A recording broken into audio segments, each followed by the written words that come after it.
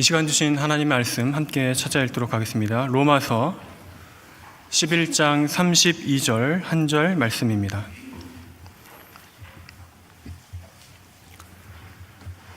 로마서 11장 32절 말씀입니다. 로마서 11장 32절 함께 봉독하겠습니다. 하나님이 모든 사람을 순종하지 아니하는 가운데 가두어 두심은 모든 사람에게 긍휼을 베풀려 하심이로다. 아멘. 저도 한때는 밤길이 두렵지 않은 그런 시절이 있었습니다.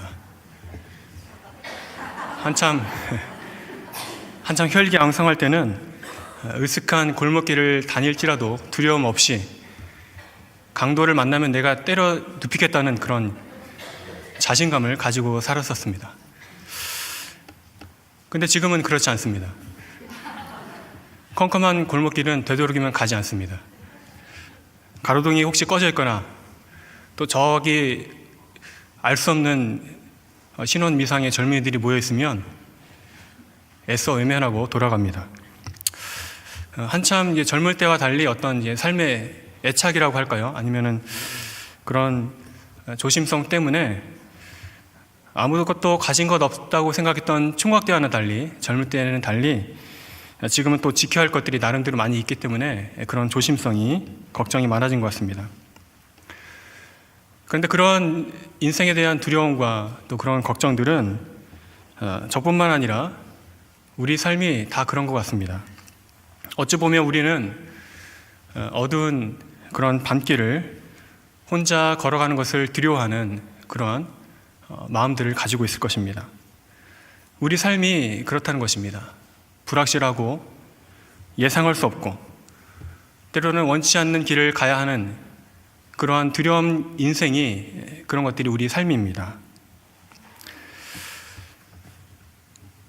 그러다 보면 우리는 때로는 막다른 인생, 막다른 골목에 다다른 것 같은 그런 인생을 살기도 합니다.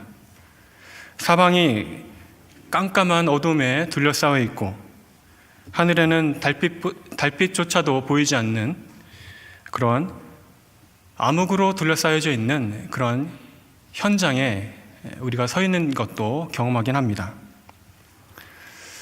게다가 유일한 출구라고 여겼던 그 반대편에 누군가 알 수 없는 어떤 존재가 지나가지 못하도록 막혀 있다면, 또 그것이 나에게 점점 다가온다면 그런 두려움은, 살면서 느끼는 그런 두려운 마음들은 극심하게 될 것입니다. 이처럼 혼자서는 도저히 걸어가기 힘든 외롭고 두려운 길, 탈출구는 보이지 않고 사방으로 둘러싸여져 있는 도저히 해결 방법이 보이지 않는 그 길, 우리는 그런 인생의 그런 길에 서 있습니다. 오늘 성경 말씀은 바로 그러한 우리의 인생의 삶의 모습을 간단 명료하게 잘 표현해 주고 있습니다. 그것은 가두어 두었다라는 말로 표현됩니다. 여러분, 가두어 두었다라고 말할 때 어떤 상황에 이 단어를 보통 쓸까요? 보통 가두어 두었다 할 때는 두 가지를 목적으로 합니다. 하나는 그 가두어짐을 당하는 사람의 그런 존재의 활동을 제한하려는 목적입니다. 또 다른 하나는 그 가두어진 그 존재 밖에 있는 그런 사람들을 안전하게 하기 위한 것입니다. 동물원의 사자를 생각해 보시길 바랍니다. 동물원에 가면 맹수들은, 사자나 호랑이나 뭐 이런 맹수들은 다 가두어져 있습니다. 우리에 갇혀져 있습니다. 그래서 제한된 범위에서만 그들이 활동하게 됩니다. 활동이 제한된 것입니다. 그리고 반대로 얘기하면 관람객들의 안전을 보장해 줍니다. 또 가두어지는 것의 대표적인 것은 범죄자들입니다. 범죄자들은 일명 교도소에 가두어둡니다. 그래서 그들의 활동을 제한하고 일반 시민들의 활동, 그것을 안전을 보장해 줍니다. 그런데 이렇게 가두어둔다는 말을 오늘 본문에서도 하고 있습니다. 근데 잘 보면 조금 특이한 상황에서 조금 이상한 대상들을 향해서 가두어 두고 있습니다. 먼저 우리가 볼 것은 모든 사람을 가둔다는 것입니다. 가두는 사람의 예외가 없습니다. 그렇다면 이렇게 질문해 볼 수 있겠습니다. 여러분들은 지금 갇힌 자들입니까? 상식적으로 생각하면 우리는 가두어진 사람들이 아닙니다. 우리는 자유롭게 활동할 수 있고요. 또 우리는 평화를 사랑하는 사람들입니다. 우리 스스로가 안전한데 또 누구를 더 안전하게 하겠습니까? 그런데 성경 말씀에는 분명히 말씀하시기를 모든 사람을 가두어 둔다고 말하고 있습니다. 이 모든 사람은 그러니까 예외가 없는 모든 사람이라고 우리는 생각해야 합니다. 오고 가는 모든 세대, 앞으로 올 세대, 모든 민족, 모든 사람들을 지금 모든 사람이라고 하는 것입니다. 위로는 우리의 할아버지의 할아버지 해가지고 쭉 올라가서 아담 때까지 이르는 모든 사람입니다. 그리고 옆으로는 착한 사람, 나쁜 사람, 키 큰 사람, 키 작은 사람, 남자, 여자 할 것 없는 모든 사람입니다. 그러니까 그 모든 사람에는 저와 여러분도 다 예외 없이 포함되는 것입니다. 요컨대 하나님은 모든 사람을 가두었다고 말씀하십니다. 근데 그 다음 말이 또 조금 특이한 말입니다. 우리가 가두어진 것은 어떤 일정한 교도소나 동물원 같은 물리적 공간에 가두어진 것이 아닙니다. 바로 이 가두어진 것은 상태와 관련이 있습니다. 영적인 상태, 말씀 그대로 하면 순종하지 아니하는 가운데 가두어졌다고 말하고 있습니다.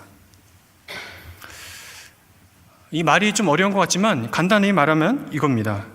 모든 사람들은 하나님께 순종하지 않는다는 얘기입니다. 하나님의 뜻을 기뻐 행하기보다는 하나님의 뜻을 거슬러 행합니다. 청개구리처럼 뭐든지 하나님 반대편으로 행합니다. 이게 순종하지 않는 모든 사람의 모습입니다. 하나님은 분명히 서로 사랑하라 했지만 반대로 우리는 서로 미워합니다. 살인하지 말라고 했지만 우리는 살인합니다. 그게 우리의 모습, 정확히 말하면 저와 여러분의 모습입니다. 한마디로 아담 이후에 모든 인류는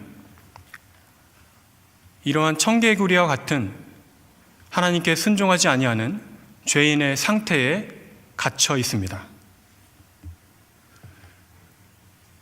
로마서 이 말씀 본문의 표현대로 하나님은 순종하지 않는 가운데 우리를 가두어 두신 것입니다. 하나님의 뜻을 기뻐 행하기보다는 하나님의 뜻을 거슬러 행하는 이러한 가두어진 모습, 이러한 상태를 잘 알 수 있는 수단이 바로 우리에게 주어진 율법입니다. 본래 율법은 하나님과 아브라함이 약속하신 이후에 400년이나 지나서 우리에게 주어졌습니다. 약속이 먼저였고 율법은 그 다음에 주어진 것입니다. 근데 이것이 역전이 되고 말았습니다. 율법이 대장이 아니고 약속이 대장인데 율법이 우리의 삶을 모두 좌지우지하게 되었습니다. 우리는 약속이라는 자유를 누리기보다는 율법이라는 막다른 골목에 다 자유를 잃고 말았습니다. 아무도 율법을 뛰어넘을 수 없고 아무도 율법에서 벗어날 수 없게 되었습니다. 율법으로는 우리는 모든 사람들이 죄를 깨닫게만 되었고 율법으로는 구원을 얻지 못하고 정죄를 당하기만 하였습니다. 말하자면 우리는 율법을 통해서 나라는 이 실존이, 사람이, 우리 자신이 하나님께 순종하지 않는구나라는 것을 깨닫게 되었습니다. 하나님께 순종하지 않는다는 것은 그가 죄인이라는 뜻입니다. 의인이라면 순종하지 않고, 불순종하지 않고 다 순종했겠죠. 죄인이니까 순종하지 않는 것입니다. 그런데 성경에서 이렇게 아무리 우리가 죄인이다 말하지만 세상 사람들은 전혀 이것을 귀담아 들으려고 하지 않습니다. 내가 어떻게 죄인이냐? 이게 우리의 본성입니다. 또 안타까운 것은 바로 우리 자신들도 내가 죄인이라고 생각하지 않습니다. 굳이 말하자면 이렇게 구분하죠. 전에는 나는 죄인이었지만 지금 나는 의인이다. 성경이 근데 죄인이라고 말할 때는 전에는 죄인이었지만 지금 의인이다, 이거를 말하려고 죄인이라고 말하는 것이 아닙니다. 전에는 죄인이었지만 지금은 아니다, 이 말과 지금 내가 전혀 죄를 짓지 않고 있다, 이 말은 전혀 다른 말입니다. 다시 말하면 여러분이 나는 예수님을 믿고 이제 구원받았으니 전에는 죄인이었는지 몰라도 지금은 나는 죄인이 아니다 라고 말할 수는 있을지 몰라도 나는 전혀 죄를 짓지 않는다 라고 말하지 못합니다. 그것을 나는 죄인이 아니다 라고 생각한다면 그것은 큰 착각입니다. 그 말 자체가 또 하나의 죄를 짓는 것이고, 그렇게 생각하고 떠드는 사람들이 구원파입니다. 그러니까 지금 중요한 것은 우리는 여전히 죄를 짓고 있다는 사실을 알아야 합니다. 우리가 죄 짓기를 예수님 믿고 그친 것이 아니라 지금도 여전히 죄를 생산하고 있는 사람들이라는 것을 우리는 분명히 알아야 합니다. 그러니까 여기에는 모든 인류가, 모든 사람이 포함될 수밖에 없습니다. 제가 분명히 장담하지만 저를 포함해서 여러분이 육신이 죽어서 저 하늘에 낙원에 가기 전까지는 틀림없이 여러분들이 아무리 선한 표정을 지어도 죄 짓는 일을 계속할 것입니다. 그러니 성경이 죄인 이렇게 말할 때 나는 상관없다 이렇게 너무 평안하고 나랑 상관없는 것처럼 그렇게 안심하고 들으면 안 됩니다. 성경이 죄인이다, 너는 죄인이다 라고 말한다면 그게 바로 내 얘기로구나 라고 나의 가슴을 치고 아파해야 합니다. 그래야 은혜가 임하고 구원이 임하고 하나님의 사랑을 보다 더 깊이 깨닫게 될 것입니다. 그래도 굳이 나는 죄인이 아니다 라고 부인하고 싶다면 딱 한 사람만 떠올리면 됩니다. 예수님이 잡히시던 밤에 예수님을 배반할 자를 알려주실 때에 가룟 유다는 이렇게 말했습니다. 옛날 개역 한글판에는 주여 내니이까,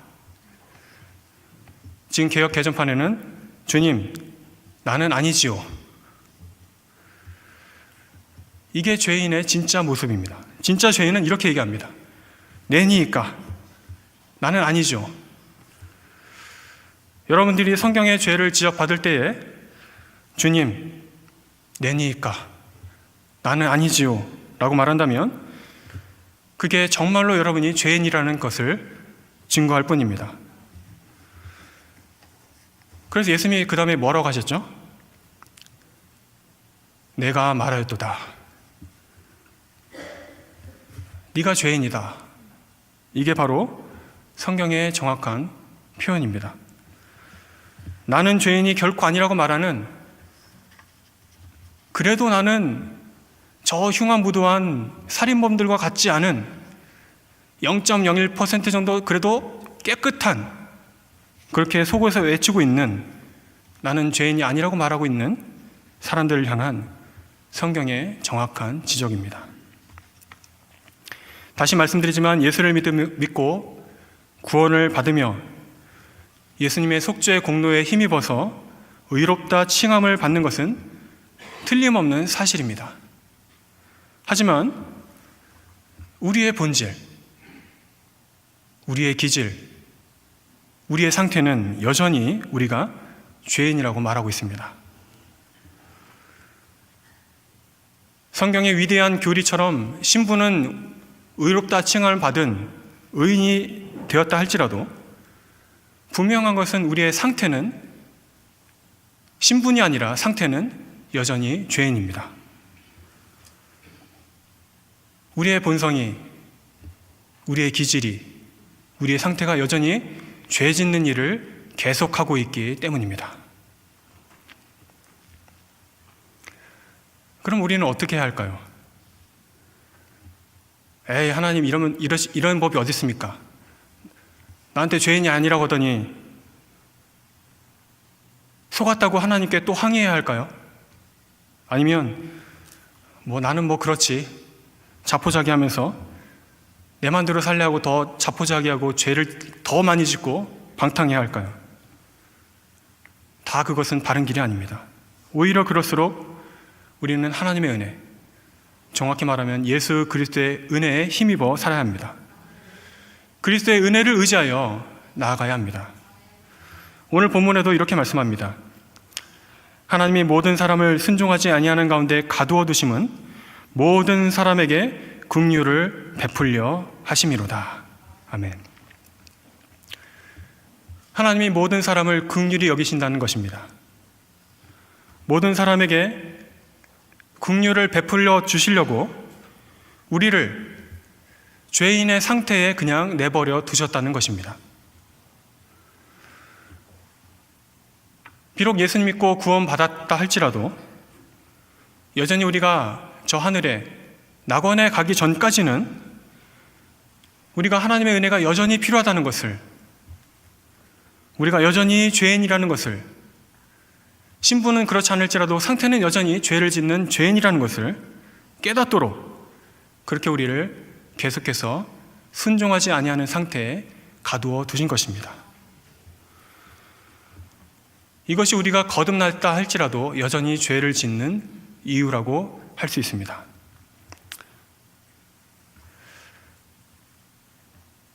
생각해보면 우리가 구원받는 그 순간에 우리의 신분뿐만 아니라 상태까지 변한다면 얼마나 좋겠습니까? 말하자면 예수님 믿습니다 라고 고백하는 딱 그 순간부터 세상이 다 이제 아름답게 보이고 죄를 지을 필요가 없는 상태로 변화된다면, 모든 욕심이 다 사라지고 그야말로 다 나눠주고 싶고 누구를 봐도 다 사랑할 수 있게 된다면 얼마나 우리 자신이 기쁘고 행복하게 되겠습니까? 옛날 어거스틴이 정리해 주었듯이 죄 짓지 않을 상태, 도저히 죄를 짓고 싶어도 죄를 지으려고 하지만 죄를 짓지 못하는, 지을 수가 없는 그런 순종의 상태로 우리를 예수님 믿는다라고 말할 때 변화시켜 주신다면 얼마나 행복하게 되겠습니까? 만약 그랬다면 지상에 있는 교회들은 아무 교회도 부패하지 않을 것입니다. 500년 전 종교개혁이 일어났지만 종교개혁 자체가 일어날 필요가 없었을지도 모릅니다. 교회들은 그야말로 의인들의 공동체, 무죄하고 순결한 교회들이 다 될 것입니다. 그러면 자연스럽게 우리가 힘써 애써서 가슴을 치며 전도하지 않아도 사람들이 교회만 바라봐도 은혜 받고 교회의 위대함과 교회의 순결함과 교회의 무죄함과 교회의 의로움 때문에 다 감화감동하여서 다 교회로 나아올 것입니다. 그러면 머지않아 이 세상 모든 나라들이 국교를 다 기독교로 바꿔버리고 이 세상이 다 하나님 나라로 대체되었을 것입니다. 그야말로 죄가 하나도 없는 사회, 죄가 없는 국가들, 지상 낙원이 이 지상에 실현되었을지도 모릅니다. 그러나 그것은 너무나 단순하고 쉬운 길입니다. 하나님은 결코 그런 식으로 인류를 구원하지 않으십니다. 그렇게 극적인 변화로 죄짓기를 완전히 중단하는 그러한 극적인 상태의 변화로 사람들을 구원하기를 기뻐하지 않으셨습니다. 오히려 아무리 얘기해도 듣지 않는 전도의 미련한 것으로 사람들을 구원하시기를 하나님은 기뻐하셨습니다. 그래서 우리가 예수님을 영접할 때 우리는 의롭다 칭함을 받고 즉각적으로 신분이 의인이 되었지만, 그야말로 하나님의 자녀들이 다 되었지만, 우리의 상태는 여전히 하나님이 강요한 것도 아니고 내 마음대로, 내가 원하는 대로 죄를 짓고 자유롭게 범죄하는 것입니다. 하나님은 그렇게 하도록 허용하신 것입니다. 하나님은 결코 죄를 지으라고 마치 사탄 마귀가 누구를 죽여라 라고 사주하는 것처럼 우리들에게 죄를 지으라고 하나님은 그런 세미한 음성을 들려주지 않으십니다. 우리 뒤에서 우리를 조종하거나 강제로 우리를 죄 짓도록 강요하신 것도 아닙니다. 우리가 죄를 짓는다면 우리 각자의 자유로운 의지로 자기 본성에 따라서 그렇게 죄를 짓는 것입니다. 그러니 우리가 짓는 모든 죄의 책임은 하나님이 아니라 우리 각자에게 있을 뿐입니다. 또한 하나님은 비록 주님의 몸된 교회라고 할지라도 여전히 그 교회들이 부패하도록 허용하셨습니다. 오늘도 교회들은 세상 사람들과 똑같은 죄를 지을 수 있습니다. 이중장부를 만들어서 분식회계를 하고 법을 어겨가면서 불법적인 세습을 하고 교회 안에서 편을 가르고 싸우고, 그런다 할지라도 하나님이 당장에 불벼락을 내리지 않는 것은 하나님 보실 때 사람이 본래 그렇기 때문입니다. 사람들은 죄를 짓는 것이, 순종하지 않는 상태에 있는 것이 너무나 당연하기 때문입니다. 그래서 어찌 보면 믿는 사람들이 더하다라는 말처럼 믿지 않는 사람들보다 믿는 사람들이 더 악한 일을 때로는 하기도 합니다. 어떻게 예수 믿는 사람이 저렇게 죄를 지을까? 그런 이야기를 들으며 사회적인 지탄을 받는다 할지라도 하나님은 그 사람의 생명을 순식간에 멸망시키지 않으십니다. 예수님을 믿었건 믿지 않았건 아직 천국에 올라가지 않은 이 지상을 사는 누구든지 모든 사람들은 죄를 짓는 것이 너무나 당연하기 때문입니다. 우리라고 다를까요? 우리도 마찬가지입니다. 여러분이 지금 여기서 예배를 드리고 있기 때문에 하나님이 어찌할 수 없다, 우리를 더 이상 터치할 수 없다, 그래서 할 수 없이 복을 주는 것이다 라고 생각한다면 그것은 큰 착각이 될 수 있습니다. 예배는 우리를 구원으로 인도하는 보험이 아닙니다. 생명보험이 아닙니다. 우리의 봉사와 우리의 직분들은, 받은 직분들은 우리 구원을 담보하는 담보물이 아닙니다. 하나님 보실 때 비록 우리가 예배당에 앉아 있는다 할지라도 하나님 보실 때 우리를 향해서 보는 하나님의 그 시선은 똑같습니다. 모든 사람이 순종하지 아니하는 죄인일 뿐입니다. 그래도 나는 아니다라고 나에게 예외를 두어서는 안 됩니다. 말하자면 우리는 구원을 받았다 할지라도, 예수님을 영접했다 할지라도 죄 짓는 일을 계속할 것입니다. 결코 멈추지 않을 것입니다. 그러나 또 한 가지 분명한 것은 하나님이 이러한 우리의 본성을 너무나 잘 아시고 우리의 실존을 아시고 긍휼히 여겨주시기로 결정하셨다는 사실입니다. 하나님은 오늘도 우리 마음대로, 우리 임의대로 우리가 자유롭게 죄를 짓는데 그럼에도 불구하고 우리 자신들을, 바로 여러분들을 긍휼히 여겨주십니다. 바로 그러한 은혜가 있기 때문에, 그러한 예수 그리스도의 보혈의 공로가 있기 때문에 우리가 결코 버림받지 않을 것입니다. 구원받았다고 죄를 계속 짓네? 구원을 취소해야겠네? 라는 그런 사태는 결코 벌어지지 않을 것입니다. 어떤 사람은 이렇게 항의할지도 모릅니다. 저렇게 저 사람은 죄를 짓는데 저 사람을 끝내 구원하신다면 그것은 너무나 불공평합니다. 만약 저런 사람이 구원받아야 한다면, 저런 사람을 끝내 천국에 들여보낸다면 저는 도저히 천국에 들어갈 마음이 없으니, 저 사람과 같이 천국에 갈 마음이 없으니 차라리 저는 지옥으로 보내주십시오. 이거는 그야말로 어불성설입니다. 그렇게 말하는 그 사람도 하나님 보실 때에 천국에 들어갈 자격이 전혀 없기 때문입니다. 도대체 무슨 근거로 내가 그렇게 천국에 갈 수 있다고 자신할 수 있겠습니까? 사방이 깜깜하게 그리고 꽉 막힌 그러한 막다른 인생에서 우리가 건짐받은 것은 결코 내 힘으로, 내 스스로 거기서 빠져나온 것이 결코 아닙니다. 하나님의 긍휼하심으로 예수 그리스도가 내 삶에 임하여 나에게 빛을 비춰주셨기 때문에 내가 구원을 받은 것입니다. 그러므로 나는 의롭고 나 아닌 다른 사람들은 다 죄인이라고 말하는 그러한 세상을 향한 노여움을 거두시기를 바랍니다. 또한 하나님께 죄인을 저렇게 내버려 둔다고 항의하고 부당하다고 말하지 마시길 바랍니다. 그것은 하나님께서 그 사람을 향한 또 하나의 긍휼의 지점이 될 수 있기 때문입니다. 세상에 죄인이 너무나 많습니다. 죄인들을 다 죽여주십시오. 이런 말은 삼가시기를 바랍니다. 거기에 여러분들이 포함될 수도 있습니다. 그럴 바에는 차라리 주님, 나를 죽여주십시오.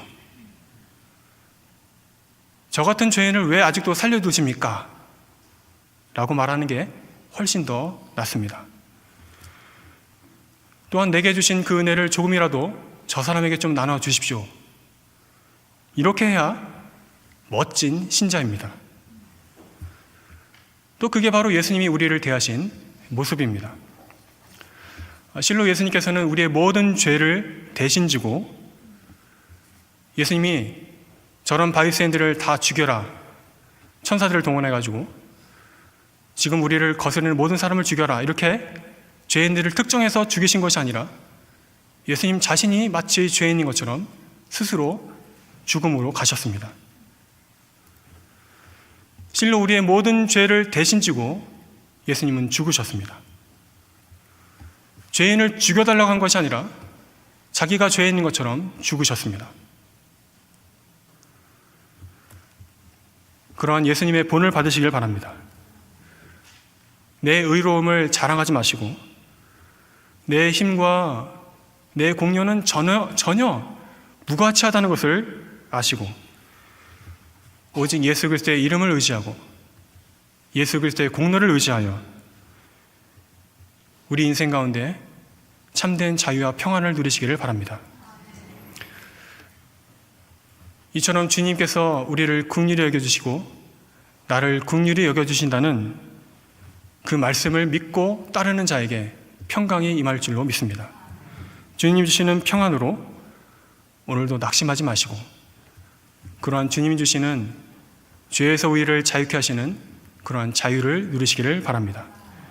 그러한 구원받은 자의 기쁨으로, 성령의 기쁨으로 충만하게 되시기를 간절히 소원합니다. 기도하겠습니다. 하나님, 우리 같은 죄인들을 여전히 사랑하여 주시고 긍휼히 여겨주시니 감사드립니다. 우리는 하나님 앞에서 티끌만한 그런 공로도 없음에도 불구하고 예수 그리스도의 십자가의 보혈의 공로로 마치 우리가 죄가 없는 것처럼 간주하시고 우리를 의롭다 하여 주시니 우리가 어찌 이것을 다 갚을 수 있겠습니까? 다만 우리가 이 세상을 살아가는 동안 그 은혜를 의지하여 살아갈 수 있도록 도와주시옵소서. 그리하여 이 세상 사람들을 마치 우리가 하나님처럼 정죄하고 미워하는 것이 아니라 오히려 똑같은 죄인으로서 사랑하고 품어주고 아껴주고 섬길 수 있도록 우리의 마음을 겸손하게 하시고 우리 마음을 변화시켜 주시옵소서. 예수님 이름으로 기도합나이다. 아멘.